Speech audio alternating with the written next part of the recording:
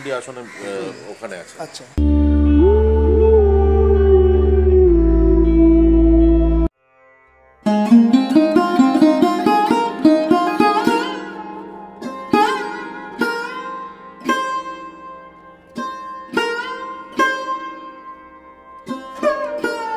পূজা করতে করতে উনি একটা সময় সমাধিস্থল হয়েছিলেন, তারপরে এখানেই ওনাকে সমাধিস্থল করেছিলেন, তারপরেই ওইখান থেকে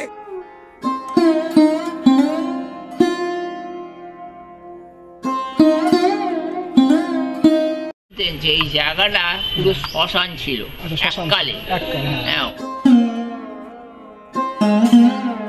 হ্যাঁ, 450 ধরে রাখুন। আচ্ছা, 400 বছরের কাছে 400 ধরে রাখুন। আস্তানা করে থাকতেন বিভিন্ন রকম বিপ্লবীরা সেই সময়। কুস্তির যে জায়গাটা এখানে আখড়ায়, সেখানে কিন্তু আমরা এখানে চলে এসেছি। বিপ্লবীদের সমাগম থাকতো, বিপ্লবীরা এখানে আশ্রয় নিত। বিপ্লবীরা যেখানে থাকতেন তারা হয়তো অনেক ইংরেজদের হয়তো এই অস্ত্রের মাধ্যমে হয়তো হত্যা করেছেন কিনা, সেটাও একটা ব্যাপার। আখড়া কালী মন্দিরের সামনে কিন্তু আমরা এখন দাঁড়িয়ে আছি এবং সম্পূর্ণটাই কিন্তু আমাদের সামনে কিন্তু তুলে ধরবো। এই আমরা দেখতে পেয়ে যাব মা শীতলা মায়ের অপূর্ব সুন্দর বিগ্রহ এবং মন্দির। পাচ্ছেন বন্ধুরা, অপূর্ব সুন্দর কিন্তু মায়ের বিগ্রহ। এদিকে ঢুকেই কিন্তু প্রথমেই কিন্তু আমরা দেখতে পেয়ে যাব। চলুন আমরা দেখতে থাকি আখড়া কালী মন্দিরের সম্পূর্ণ ইতিহাসটাকে আমরা শুনবো এবং সঙ্গে জানা যায় 1900 সালের দিকে সতীশচন্দ্র বসু এবং প্রমথনাথ মিত্রর যুগ্ম প্রয়াসেই গড়ে ওঠে এই অনুশীলন সমিতি বা ব্যায়াম সমিতি। আখড়া কালী মন্দিরের এই যে সামনের যে বটগাছটি দেখতে পাচ্ছেন, এই বটগাছটির বয়স কিন্তু কেউই কিন্তু অনুমান করতে পারেন না। কেউ বলে 100 বছর, কেউ বলে 150 বছর। আদৌ যে কত বছর সেটা কিন্তু সত্যি কিন্তু অনুমান করে কিন্তু এখন কিন্তু সত্যিই দুষ্কর। যবে থেকে কিন্তু এই আখড়া কালী মন্দির কিন্তু প্রতিষ্ঠিত হয়নি, তখন থেকেই কিন্তু এই বটগাছটি কিন্তু এখানে কিন্তু স্থাপিত ছিল। ওপরে তখন ছিল ভারতবর্ষ ইংরেজদের অধীনে এবং বিভিন্ন দিকে চলছিল বিপ্লবীদের গোপন কাজকর্ম। ভারতবর্ষের বিভিন্ন গোপন আস্তানা গেড়ে বিপ্লবীরা তাদের গোপন কাজ চালাতেন এবং যুব শক্তিকে বিভিন্নভাবে কুস্তির সাহায্যে লাঠি চালনা এবং ছোড়া চালানোর মাধ্যমে অনুশীলন দিতেন এই সমস্ত অনুশীলন সমিতিতে।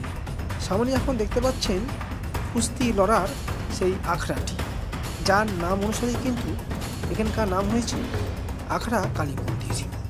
মন্দিরের পাশেই একটা দেখতে পেয়ে যাবেন পাতকুয়া। জানা যায় যে এই পাতকুয়াটি গঙ্গার সঙ্গে সরাসরি যুক্ত আছে, তাই এই পাতকুয়ার জল কখনোই শুকিয়ে যায় না এবং মায়ের পূজার জন্যে এই পাতকুয়ার জলেরই ব্যবহার হয়, যা এখনো অবধি হয়ে আসছে। অভ্যন্তরীণ কিন্তু আমরা দেখতে পেয়ে যাবো কিন্তু পঞ্চমন্দির আসন যখন প্রতিষ্ঠিত হয়েছিল, তখন কিন্তু আখড়া কালী মন্দিরে পূজা করতেন পঞ্চমন্দির আসনে বসে একসাথে। কিন্তু প্রথম দিকে এখানে ব্যায়ামের আখড়া বা অনুশীলন সমিতি হলেও পরবর্তীকালে হয়ে ওঠে মায়ের মন্দির। জানা যায় জনক শক্তি সাধক ব্রহ্মানন্দ সরস্বতী মহারাজের শিষ্য আশুতোষ ঘোষ এবং বিখ্যাত লাঠিয়াল পুলিন দাসের নেতৃত্বে এই মন্দির গড়ে ওঠে। মা এখানে তান্ত্রিক মতে পূজিতা হয়ে থাকে। মা এখানে বিরাজমান পঞ্চমুণ্ডের আসনে। মায়ের পাদপদ্মে দেখা যাবে 6টি নরকঙ্কালের মুণ্ড, অর্থাৎ মা পঞ্চমুণ্ডের আসনেই বিরাজমান। প্রতি অমাবস্যা, পূর্ণিমায় এবং কালী পূজা এখানে ধুমধামের সহিত পূজা হয়ে থাকে। শোনা যায় কালী পূজার রাত্রে এখানে প্রায় 56টির মতন ঝাঁক বলি দেওয়া হয় এবং প্রচুর জায়গা থেকে প্রচুর ভক্তগণ এখানে পূজা দেখতে এবং পূজা দিতে আসেন। মায়ের পাশেই দেখতে পাচ্ছেন সমাধিস্থ করা হয়েছে মায়ের সাধক সন্তান ব্রহ্মানন্দ সরস্বতী মহারাজের মূর্তি এবং তাঁর পাশেই এখানে প্রতিষ্ঠিত হয়েছেন ভগবান বীর বজরংবলী। মায়ের মাথায় দেখা যাবে রূপোর মুকুট এবং জিহ্বাটি সোনা দিয়ে তৈরি।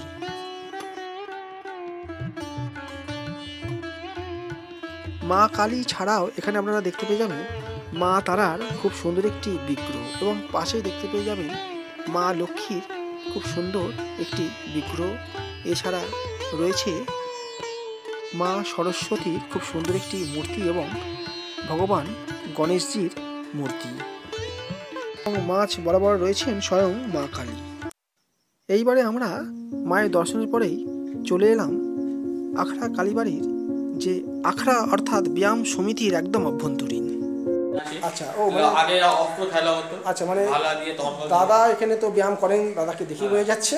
এবং এখানে আচ্ছা এখানে যে ব্যায়ামের সমস্ত যে জিম করার যে সমস্ত ইনস্ট্রুমেন্টগুলো বলা যায় সেইগুলো কিন্তু সব দেখে নিচ্ছি আমরা। জিমন্যাস্টিকের জায়গাও আছে, অনেকটা বড় এরিয়া। ব্যায়াম সমিতির যে ব্যায়ামাগার বলা যায় সেই ব্যায়ামাগারের মধ্যেই কিন্তু আমরা এসে গেছি এবং দেখতে পাচ্ছি। এবং এর সঙ্গে কিন্তু আমরা আরও একটা বিষয় দেখতে চাইছি, যেটা কিন্তু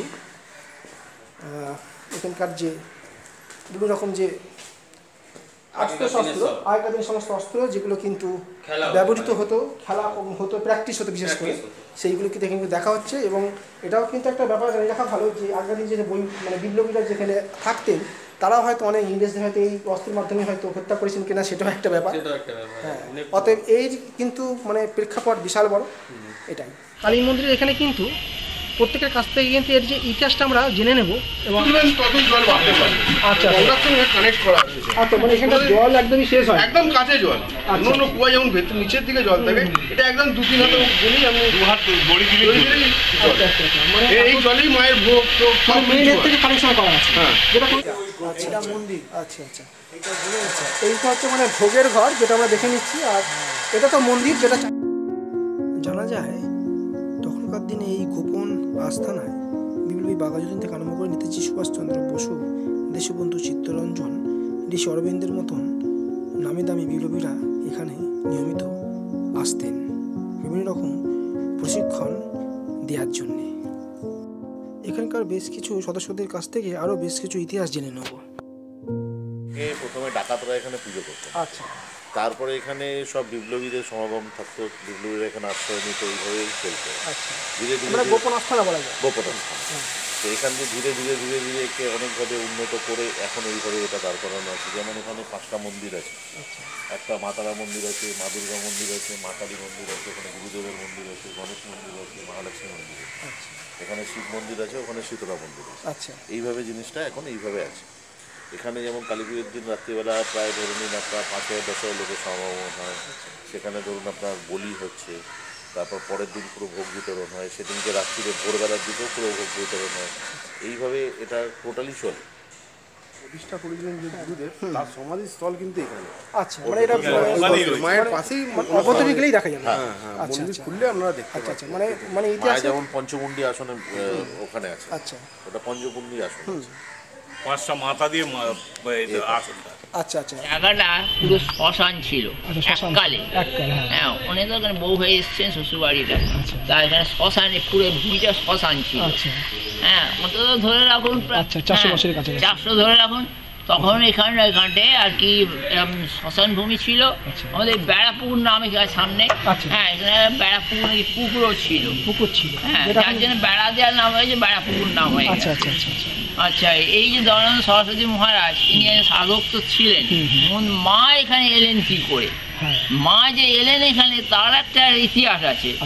এটা যে ডাকাতি গাড়ি বলা হয়, যে এই যে শ্মশান ভূমি ছিল, শ্মশানে জানেন যে ডাকাতেরা বসবাস থাকে, তারা কালী পুজো করে ডাকাতি করতে যায় একদম। হ্যাঁ কিন্তু এই যে ডাকাতিরা মানে করার আগে যে কালী পুজো হয় করে ডাকাতি করতে যান, এসে ডাকাতি করা হয়ে গেলে হ্যাঁ মানে সাকসেস হয়ে গেলে উনি বিসর্জন দিয়ে দেন। আচ্ছা হ্যাঁ যে সর্দার যে বিসর্জন দেয়। কিন্তু সেবারে ঘটনাটা ঘটেছিল যেটা আমার শোনা, আমি তো তখন কোথায়, হ্যাঁ যখন সেবারে কিন্তু ডাকাতি করতে গিয়ে ধরা পড়ে যায়। আচ্ছা ডাকাত ধরা পড়ে যায়, যার ফলে মাকে আর বিসর্জন দেওয়া হয়নি, মাকে বিসর্জন দেওয়া হয়নি।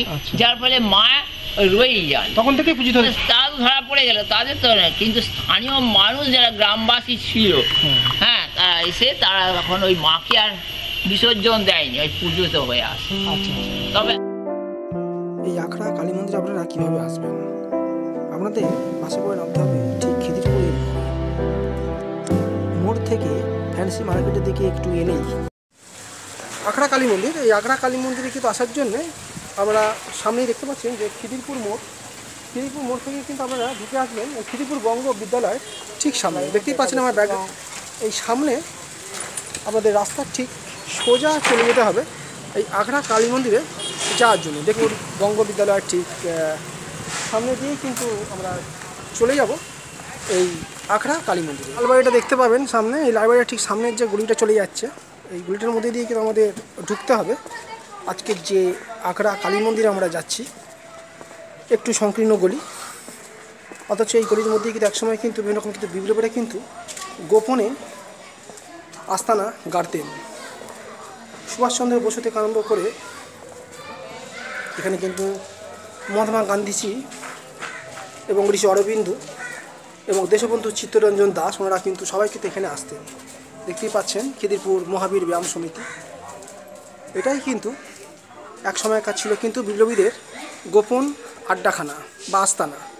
সেটাই কিন্তু কালের ক্রমে কিন্তু এখন হয়ে উঠেছে ব্যায়ামাগার এবং অবশেষে এটা একটি কালী মন্দির, যেটি কিন্তু লোকমুখে এই কালী মন্দিরটিকে সবাই চেনে আখড়া কালী মন্দির নামে।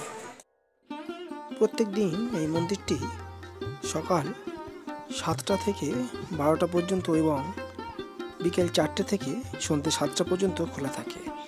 এর মধ্যে আপনারা মায়ের দর্শনে চলে আসতেই পারেন। আজকের এই ভিডিওটি যদি আপনাদের ভালো লেগে থাকে তাহলে অবশ্যই কলকাতা ওয়ান্ডার ট্রাভেল ইউটিউব চ্যানেলটিকে সাবস্ক্রাইব করে পাশে থাকবেন। এরকম কিন্তু জানা অজানা নানা রকম ট্রাভেলিং সংক্রান্ত ভিডিও দেখার জন্য। নেক্সট ভিডিও খুব তাড়াতাড়ি আসতে চলেছে।